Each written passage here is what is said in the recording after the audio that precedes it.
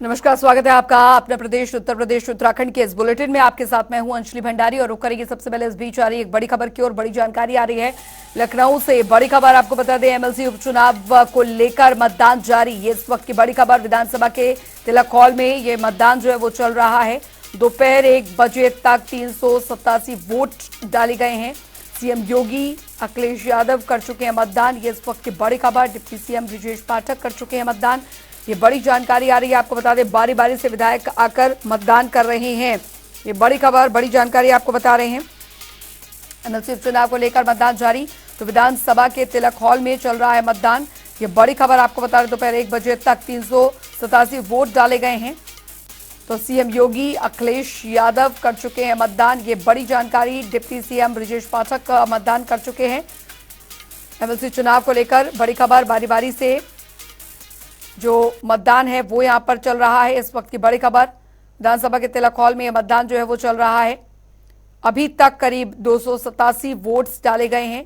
ये इस वक्त की बड़ी खबर आपको बता रहे हैं। बड़ी जानकारी। सीएम योगी अखिलेश यादव भी वोट कर चुके हैं। डिप्टी सीएम ब्रिजेश पाठक भी मतदान कर चुके हैं। विधान परिषद का अग्निपथ आपको बता दें।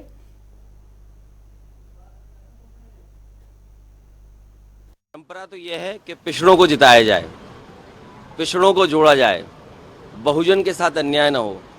हमारा संविधान ये कहता है और संविधान में जो अधिकार मिलते हैं, क्या भारतीय जनता पार्टी लगातार उन देखिए, वो जानते हैं कि हार सुनिश्चित है।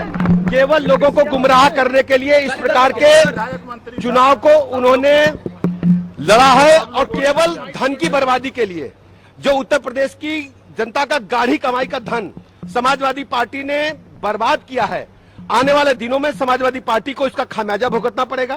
केवल लोगों को गुमराह करने के लिए मैं कह सकता हूं, यह राजनीतिक थेथराई है। वो जानते हैं कि उनके पास मतों की संख्या नहीं है, जानते हैं कि वो हेड्स नहीं है, तब भी वो दुगने से अधिक वोट भारतीय जनता पार्टी के पास हैं, फिर भी वो चुनाव में गए हैं। ये राजनीतिक बेशर्मी। जीत कोई मायने नहीं रखती। कुछ मैसेज देने के लिए भी चुनाव लड़ना चाहिए। वो समाजवादी पार्टी लड़ रही है। भाजपा का कहना, आप पूरे विदेश में आप देख रहे होंगे, अल्पसंख्यक, पिछड़े और दलित लोगों के साथ अन्याय हो रहा है, अन्याय हो रहा है और झूठे दिखावा हो रहा है भारतीय जनता पार्टी की ओर से। तो मैसेज भी तो देना है। हार जीत कोई मायने नहीं रखती है। भाजपा का ये कहना है कि दलितों की याद राष्ट्रपति चुनाव के समय क्यों नहीं आई? देखिए, ये भारतीय जनता पार्टी ऐसा काम करती है। समाजवादी पार्टी ने हमेशा दलितों की, पिछड़ों की, अल्पसंख्यकों की लड़ाई को लड़ा है और लड़ेगी। और जो देश और प्रदेश में हो रहा है सब लोग समझ रहे हैं, लेकिन ये जो झूठे वादे करते हैं और देश और प्रदेश को जो धोखा देने का काम करते हैं, वो सबके सामने बहुत जल्दी आएगा। और समाजवादी कल्चर जो रहा है, लड़ेंगे। दलितों की, पिछड़ों के और अल्पसंख्यकों की लड़ाई लड़ेंगे हम। संवाददाता हमारे साथ इस बीच फोन लाइन पे जुड़ गए हैं ज्यादा जानकारी के साथ। तौकीर, अभी फिलहाल क्या कुछ अपडेट मिल पा रही है? देखिए, फिलहाल अभी 387 वोट अब तक पोल हो चुके हैं और यानी कि अब कुछ ही लोगों की तादाद बची है। 403 लोगों को वोट डालना है। लगभग सभी विधायक, चाहे सत्ता पक्ष हो चाहे विपक्ष के, सभी लोग पहुंच चुके हैं। उन्होंने अपना वोट पोल किया है। अब थोड़ी देर बाद ही, क्योंकि 20 से 25 ऐसे विधायक हैं जिनको यहाँ पहुंचना बाकी रह गया है, उनके पोल होने के बाद पोलिंग बंद कर दी जाएगी। और सबसे बड़ी बात यह भी है कि समाजवादी पार्टी ने जिस उम्मीद से अपने प्रत्याशी मैदान में उतारे थे, उसका मानना था कि अगर वो भारतीय जनता पार्टी की जो विधायक है उनमें अगर सेंधमारी कर जाते हैं, यानी कि जो क्रॉस वोटिंग से जो उन्होंने उम्मीद लगाई है, अगर क्रॉस वोट उसमें होता है तो कहीं ना कहीं बड़ी उपलब्धि समाजवादी पार्टी के लिए होगी और भारतीय जनता पार्टी को जरूर उस पर मंथन भी करना पड़ेगा। लेकिन जिस तरह से मुख्यमंत्री योगी आदित्यनाथ से 2 दिन से लगातार सभी विधायकों के साथ बैठक कर रहे हैं, मिल रहे हैं और जिम्मेदारी दी गई है कि वो बड़े जो नेता है पार्टी के, वो उनको लेकर जा रहे हैं, यानी कि जो कैबिनेट मिनिस्टर स्तर के जो नेता हैं वो लेके जा रहे हैं विधायकों को अपने सामने वहां पर पोलिंग स्टेशन तक। यानी कि कोई भी विधायक क्रॉस वोट ना कर सके, इसकी खास जो पड़ताल है वो भारतीय जनता पार्टी तरफ से की जा रही है। क्योंकि समाजवादी पार्टी का अगर संख्या बल की अगर बात की जाए तो बहुत पीछे है। ऐसे में सिर्फ क्रॉस वोट का सहारा है, लेकिन इसमें समाजवादी पार्टी की जो रणनीति है वो साफ नजर आती है कि यहाँ पर सिर्फ चुनाव जीतना ही मकसद नहीं है। समाजवादी पार्टी सिर्फ खेमेबंदी कर रही है और सबसे बड़ी बात यह है कि जो अन्य दल हैं, जो सहयोगी दल रहे हैं, चाहे वो समाजवादी पार्टी के रहे हों या फिर भारतीय जनता पार्टी के, उनका क्या रुख होगा इसको भी लेकर देखा जा रहा है कि जो अलग थलग पड़े लोग हैं उनकी क्या भूमिका होगी, जिसमें कांग्रेस है, राजा भैया के 2 विधायक हैं और इसके अलावा बहुजन समाज पार्टी का 1 विधायक है, कांग्रेस के 2 विधायक हैं। इन लोगों की क्या भूमिका होगी ये भी तय होगा आज के चुनाव से कि उन्होंने किसके पक्ष में वोट किया। और सबसे बड़ी बात यह भी है कि समाजवादी पार्टी के जो विधायक जो दोनों प्रत्याशी हैं एमएलसी के, उन्होंने पर्सनली सभी दलित और ओबीसी वर्ग के जो नेता हैं, जो विधायक हैं, उनको पर्सनली लेटर लिखा था और कहा था कि वर्ग विशेष के लिए वो वोट करें, वर्ग के साथ सहमति में वो साथ खड़े हों। यानी कि एक तरीके से जो मंडल वर्सेस मंडल की राजनीति समाजवादी पार्टी की तरफ से शुरू की गई थी, उसी का एक अध्याय और है ये। इसमें भी ये देखा जा रहा है कि क्या धर्म और जात के नाम पर जो विधायक भारतीय जनता पार्टी में है, क्या वो समाजवादी पार्टी के प्रत्याशी को वोट करेंगे। अगर वो वोट नहीं करेंगे तो जरूर समाजवादी पार्टी इसको आगे लेकर एक मुद्दा जरूर बनाएगी और कहेगी कि देखिए, जो ओबीसी और दलित की बात करती है भारतीय जनता पार्टी, उसके विधायक दलित और ओबीसी को हराने के लिए एक खेमाबंदी कर लेते हैं। ऐसे में आने वाले समय में ये मुद्दा जरूर आगे बढ़ेगा। भले ही समाजवादी पार्टी के दोनों प्रत्याशी चुनाव हार जाएं, लेकिन यहाँ से एक राजनीति का जरूर एक नया चैप्टर खोलने की कोशिश होगी कि आखिर जो समाजवादी पार्टी के दलित और ओबीसी की जो राजनीति है उसको देखिए किस तरह से भारतीय जनता पार्टी चोट पहुंचाती हो, उनके साथ सहयोग नहीं करती। आने वाले समय में इस तरह के भी और ऐसे हथकंडे भी अपनाए जाएंगे, लेकिन ये बड़ा इस समय रणनीति के तहत इस कदम उठाया गया है। आज समाजवादी पार्टी के राष्ट्रीय अध्यक्ष यादव भी वोट डालने पहुंचे थे और पार्टी महासचिव शिवपाल सिंह यादव भी वोट डालने पहुंचे थे और उन्होंने इस बात को 2 बार अपने भाषण में कहा, यानी कि अपने जो वक्तव्य उन्होंने कहा कि देखिए, ये ओबीसी और दलित के जो लोग हैं, हम उनके साथ खड़े होते हैं, पार्टी उनको तरजीह देती है। अब भारतीय जनता पार्टी के में बैठे इसी वर्ग के लोग ये तय करें कि वो किसके साथ हैं, क्या वो ऐसे लोगों का समर्थन करेंगे। क्योंकि राष्ट्रपति के चुनाव में भी हमने देखा था कि जब भारतीय जनता पार्टी ने एक ट्राइब वुमेन को जब राष्ट्रपति पद का उम्मीदवार बनाया था, तो उसके बीच यही एक मुद्दा हावी हुआ था कि आखिर जो अलग अलग दल के जो सांसद हैं, जो राज्यसभा सांसद हैं, क्या वो दलित वर्ग की महिला के खिलाफ जाएंगे। यानी कि सेम ऐसे ही एक रणनीति को यहाँ उत्तर प्रदेश में भी देखा जा रहा है। अब देखना होगा कि नतीजे जब आएंगे, क्या समाजवादी पार्टी खेमे जो समाजवादी भारतीय जनता पार्टी का जो खेमा है, क्या उसको सेंधमारी कर पाती है या फिर ये दांव हल्का पड़ जाएगा। बिल्कुल बिल्कुल तौकीर, लेकिन एक बात तो यहाँ पर साफ है कि अपनी अपनी वोट बैंक को साधने की कोशिश यहाँ पर, यानी कि मिशन 2024 की तैयारियां जो हैं वो अभी से यहाँ पर शुरू कर दी गई हो, या अगर देखा जाए यहाँ पर तो समाजवादी पार्टी की पूरी यहाँ पर कोशिश है कि एक उत्तर प्रदेश की राजनीति में कमबैक जो है वो शायद 2024 में, मिशन 2024 में तलाशने की कोशिश कर रही है। देखिए, बिल्कुल ये साफ नजर आ रहा है कि जिस तरह से अभी पीछे 2 महीने पहले, यानी कि निकाय चुनाव से पहले, जिस तरह से समाजवादी पार्टी ने कहा और अखिलेश यादव ने खासकर मीडिया के सामने अगर कहा कि भारतीय जनता पार्टी के लोग उन्हें शूद्र समझते हैं, यही वजह है कि उनके मंदिर जाने पर भारतीय जनता पार्टी के लोग विरोध करते हैं। यानी कि अपने को शूद्र कहने के पीछे साफ मंशा है कि ओबीसी और एसटी वर्ग को साधने की कोशिश की गई और ये मुद्दा भी बना। स्वामी प्रसाद मौर्य ने रामचरितमानस की कुछ पंक्तियों पर सवाल खड़े किए थे, उसके बाद भी काफी इसका जो चर्चा थी वो गली गली चौराहों पर हमको देखने को मिली और खासकर जो रूरल एरियाज है वहां पर भी ये मुद्दा बना। यानी कि अब दलित वर्सेस अपर कास्ट की जो राजनीति है वो जरूर उत्तर प्रदेश में देखने को मिलेगी और 2000 लोकसभा के चुनाव के जो नींव है वो इसी पर रखी जा रही है कि क्या जातीय आधार पर लोगों को तोड़ा जा सकता है, क्योंकि बहुत बड़ा वर्ग, चाहे ओबीसी का हो चाहे एसटी वर्ग हो, वो भारतीय जनता पार्टी के खेमे में नजर आ रहा है। अगर उसको तोड़ने में कामयाब होते हैं तो जरूर समाजवादी पार्टी को उसमें कामयाबी मिलेगी।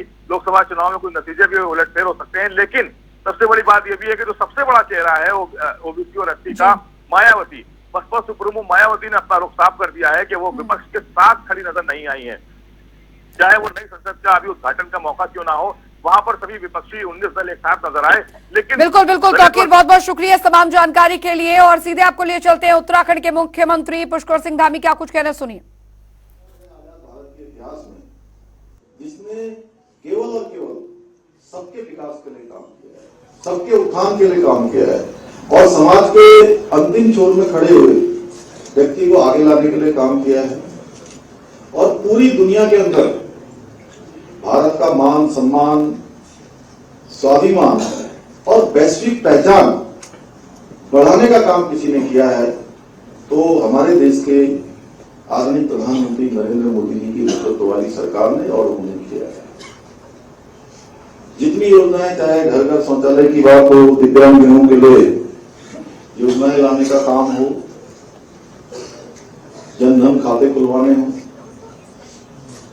या अभी कोरोना महामारी में देश की 80 करोड़ जनता को 2 समय का भोजन मिलता रहे, कोई भूखे पेट न सोए, उसके लिए योजना करनी हो, उन सभी पर जिस प्रकार से काम हुआ है, और चाहे रूस यूक्रेन युद्ध का हालिया वाकया हो जिसमें हमने भली भांति देखा कि देश के जो हमारे पढ़ने वाले विद्यार्थी थे वहां पर, उनको किस प्रकार से वहां से वापस लाने का काम हुआ, और काम ही नहीं हुआ बल्कि उस युद्ध के समय में हमारे देश के प्रधानमंत्री मोदी जी के आह्वान पर दोनों ही राष्ट्रों ने युद्ध विराम किया और भारत के सारे बच्चे बाहर निकले। भारत के बच्चों के साथ देश दुनिया के ऐसे देश जो हमको कोसते रहते हैं, तमाम प्रकार से हमारे खिलाफ षड्यंत्र करते हैं, कोई अलगाववाद करते हैं, कोई जिहाद करते हैं, कोई आतंकवादी गतिविधियों को बढ़ावा देते हैं,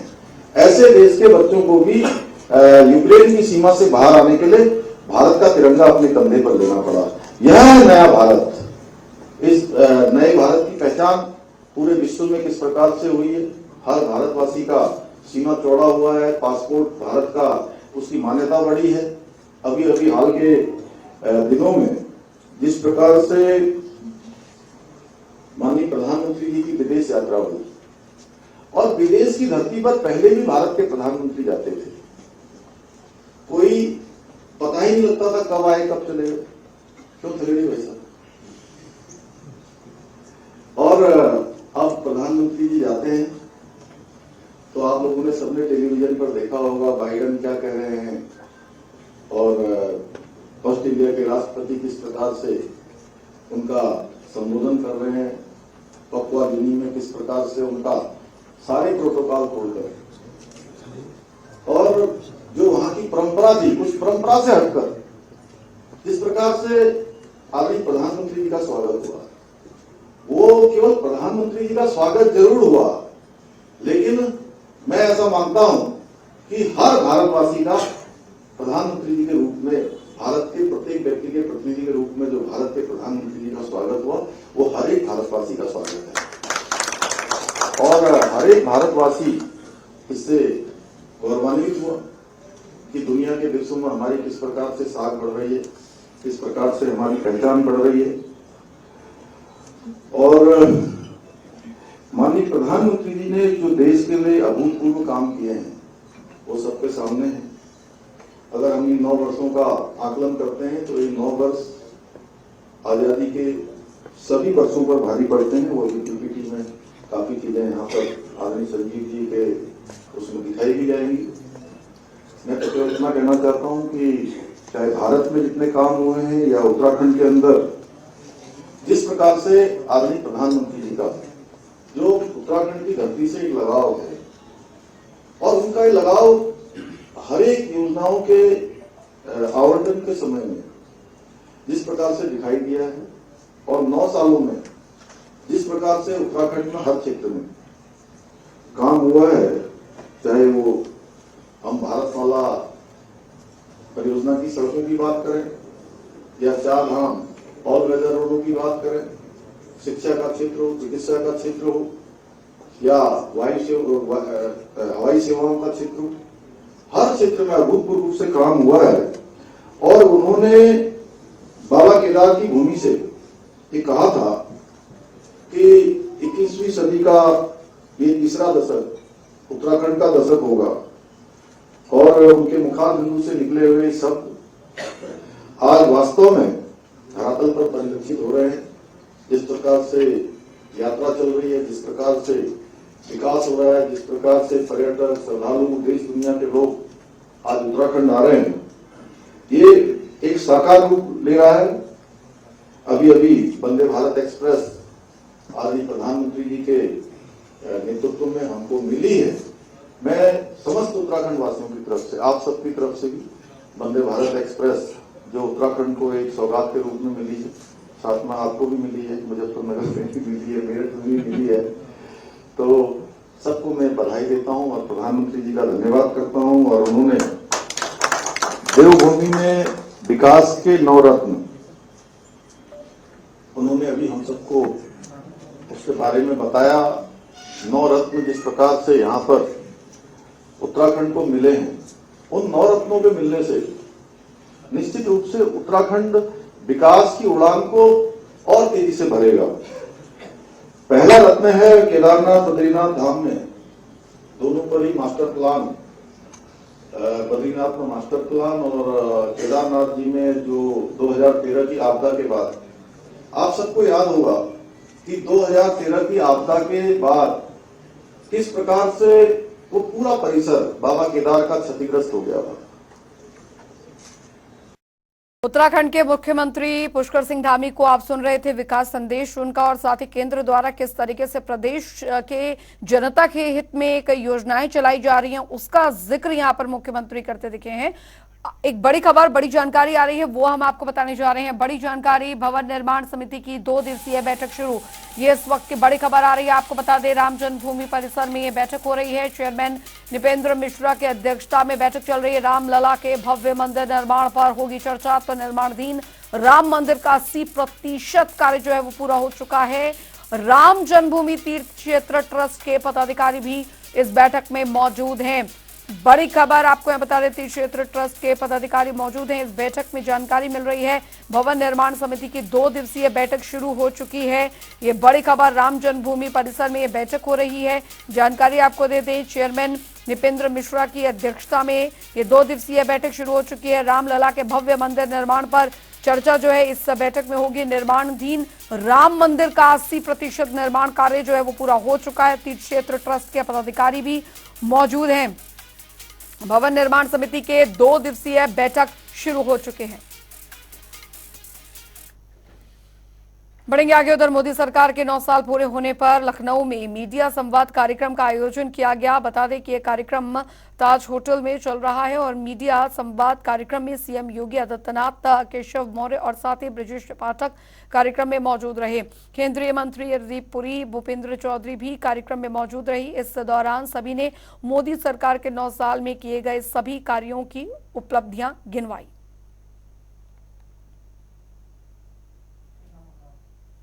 प्रधानमंत्री जी का ये कहना था कि उनका एक सपना है कि हर एक भारतीय नागरिक के सर पर एक छत, पक्का मकान, जिसमें सारी जो मॉडर्न सुविधाएं, शौचालय, गैस कनेक्शन, ये सब होने चाहिए। तो आप हमारे आंकड़े देखें तो 3 करोड़ से अधिक, जिसमें प्रधानमंत्री आवास योजना जो अर्बन इलाके का है, अर्बन क्षेत्र का है, उसमें उत्तर प्रदेश में ही 17,42,505 आवास सैंक्शन हुए।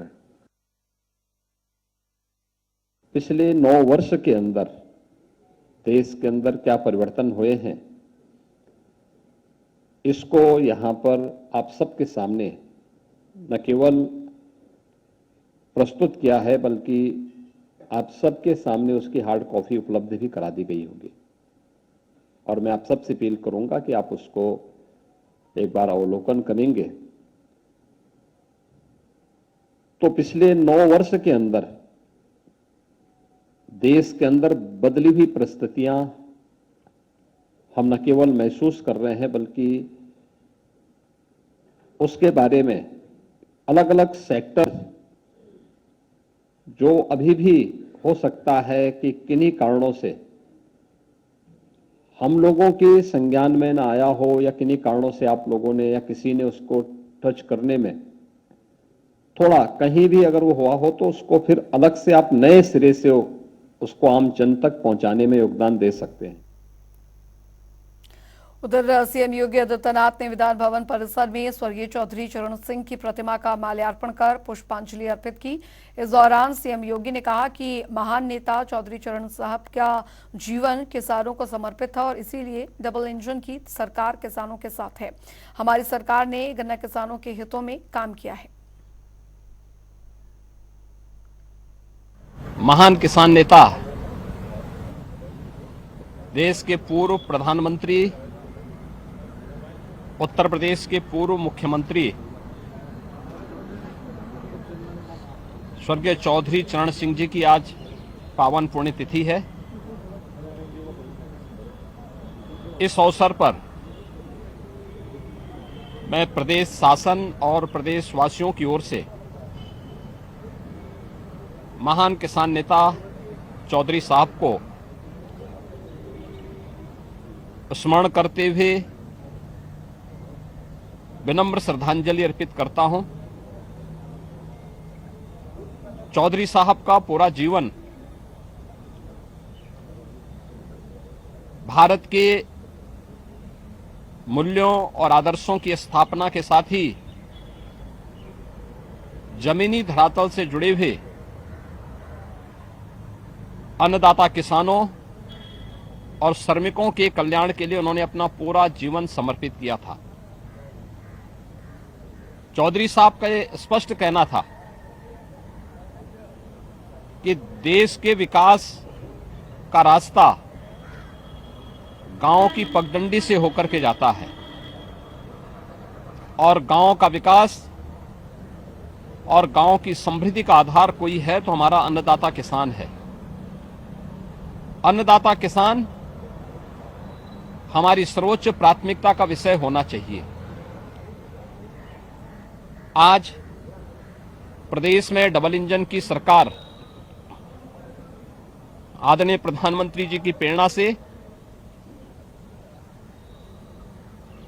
अन्नदाता किसानों के हितों के लिए पूरी समर्पित भाव के साथ कार्य कर रही है।